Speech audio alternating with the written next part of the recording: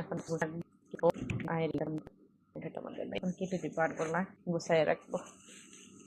সে কেপসি খায় নাই, এই যে ভাত তরকারি গরম করে দিচ্ছি, সে খাবে এখন।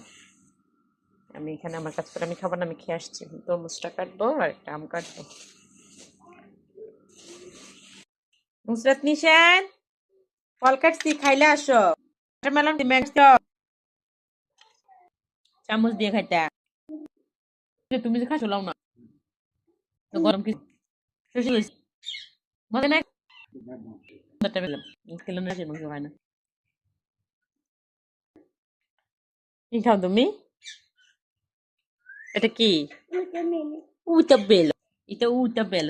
এদি নুসরাত, আসোস না কেন?